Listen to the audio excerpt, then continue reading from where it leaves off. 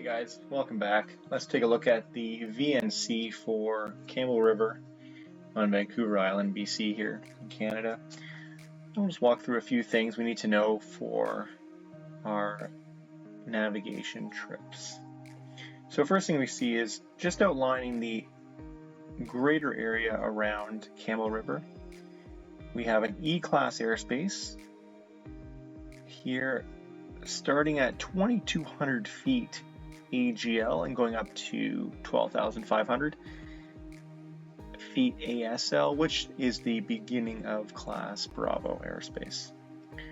And if we take a closer look at Campbell River, we have an E-class airspace control ring of 5 nautical miles around Campbell River from the ground to 3,300 feet ASL, which gives us a control ring of 3,000 feet AGL above Campbell River.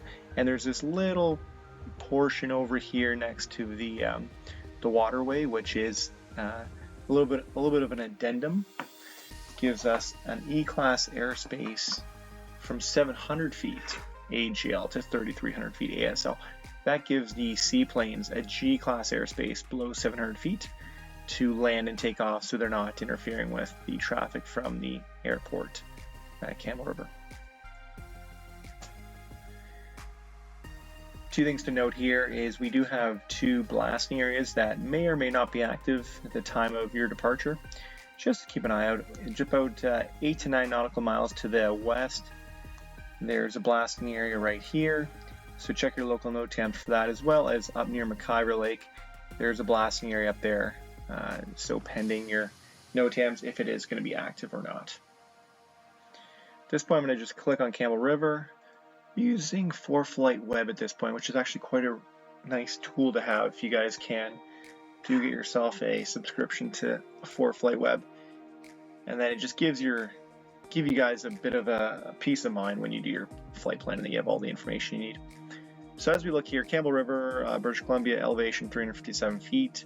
It gives you your sun up and sun down times, keeping in mind that our VFR times are 30 minutes, give or take, outside of those times for civil twilight. So as I click on here, we know we have just one runway, 3012, and it just gives us a nice little outline here of the runway length and the numbers, so we have to keep in mind. ATIS, to get your air traffic information, is 128.55, Campbell Radio 122.0, and that gives you the flight service number here, 866-992-7433, in case you have any questions. Pacific Radio 126.7, which is a common en route frequency. If you do go outside the zone, more so to like straight traffic, you're going to be 123.2 for the en route frequency around here. Currently, our time zone is -8 hours to UTC, and our magnetic variation is 18 degrees east, which does actually change each year a couple degrees. So keep that in mind. We are in a very volatile magnetic variation location here in Campbell River, so just got to keep an eye on that from year to year. So we're going to get out of here at this time, kind of giving a bit of an idea. When we actually look at this surrounding area as well, we have some things we want to think about. Quadra Island is right here, just off to our east. That's the big island just off the coast there. Then we have Marina Island, which is that small little one just off the coast to the east of Quadra. And if you were to go in a helicopter and try and get over that body of water, VFR flight plan rules state that in case you just want to be within gliding distance of shore, between Marina Island and Quadra Island, that's about 4 nautical miles of distance. So the POH and the R44, R22, if you look at the overall gliding dynamics of the 2 helicopters, it's approximately 1,500 feet per nautical mile. So if you got 4 nautical miles, you got to be within gliding distance of shore. That's 2 nautical miles, or halfway. That's what you have to worry about. You need to be at least 3,000 feet above sea level just to make that passing in order to be within gliding distance of shore. So keep that in mind. Alright, so we got Marina Island here, and then right after that to the east is Cortez Island, which is that big island. I kind of make my bump over from Marina to Cortez to get to the mainland.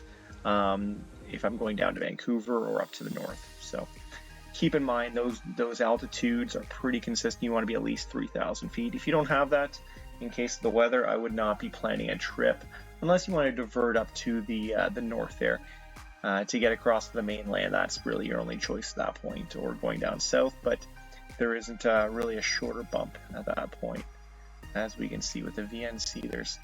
The extent of water just gets a bit more egregious at that point. Just off to the south here, we do have Comox, which is a military airbase. At this point, we see it's actually more of a rectangular shape from the ground to 6,000 feet ASL, which is double the height of an average aerodrome. So just keep that in mind in case you're thinking about planning to fly anywhere towards Comox. It is 6,000 feet ASL. That's the roof of their control zone. As I click on Comox, we do have a view here of the airport. Looks like they have two runways, 1836 and 1230. Gives the length of the runways. Again, this is a military airport, so it will be well maintained throughout the summer and the winter. The ATIS is 118.6. You have a couple of arrival channels here, clearance deliveries and departure frequencies. So just if you want, pause the video here, just take them down. You have a tower as well, and you have ground. So those are the frequencies you really want to be familiar with. Sometimes what I'll do is I'll write those frequencies on the front of my windshield or on a post-it note, so when I'm flying towards there, I don't have to remember all those different frequencies, so I kind of know what I'm doing when I'm getting close to Comox airspace. Also have the CFS, or the Flight Service Information Center phone number right here, 1-866-992-7433. Then you have the location, magnetic variation, 16 degrees east. Again, this is the same time zone as us. And again, if you have any questions, you have the phone numbers right there to inquire if you're looking to get fuel or just land there for the night. Again, it's quite nice having ForeFlight. They do have weather information here. They'll give you the METAR and TAF, the winds. Here's the runway information. You have procedures, airport diagrams, and you have your NOTAMs listed right here for Comox. So a lot of good things here in the ForeFlight web. Let's take a look at the airport diagram. Let's see what we got going on here. Yep. So again, just a blown up version of what we were looking at before. All right, excellent. So from here, also to note is there is restricted airspace just off to the east here, from sea level to 1,000 feet. That is for military operations. I believe it is for submarines and for the disposal of ordnance inside the inside the water there. So just want to keep that in mind. Just to the east of Comox, we do not fly inside that restricted airspace. We also have Courtney Air Park here, elevation 9 feet above sea level. We have a different multi-com frequency of 123.35, location, magnetic variation, time zone, all that good stuff. And we also have their runway, so 1331 for Courtney Air Park. All right, let's get out of here. And also the final one, we do have a smaller Courtney, I wouldn't even call it an airport, but just a runway essentially. It's called Smithfield, and this is even smaller than Courtney Air Park. And if you want to do some flight training here, you can. It's just, you're right next door to the Comox control zone. Just make sure you don't fly into that control zone by accident. And or if you're going to be really close, just contact them and let them know you'll be in the area. So you have Courtney Smithfield Traffic Multicom 123.35. Again, you have your flight service phone number. Magnetic variations a little bit different here, time zone, and again, you have your weather, runway, and NOTAMs all here for you. On a small airport like this, you're not going to really have NOTAMs. It's going to be more for the bigger airports, such as Comox, Campbell River, Victoria, Nanaimo, etc. Alright, so as we see here, we do have the magnetic ring around Comox, which is in degrees magnetic. Yeah, they've already done the calculation for us, which is quite nice in the VNC here. So in case for flight planning purposes, you can actually just take your ruler, your pencil, and you can actually fly the route of the actual magnetic compass here to whatever destination you want, and you don't have to do that calculation when they've already done it for you. That's quite nice. Okay. And we have a bunch of blasting areas just off to the east here near Powell River on the island, near Tixat Island.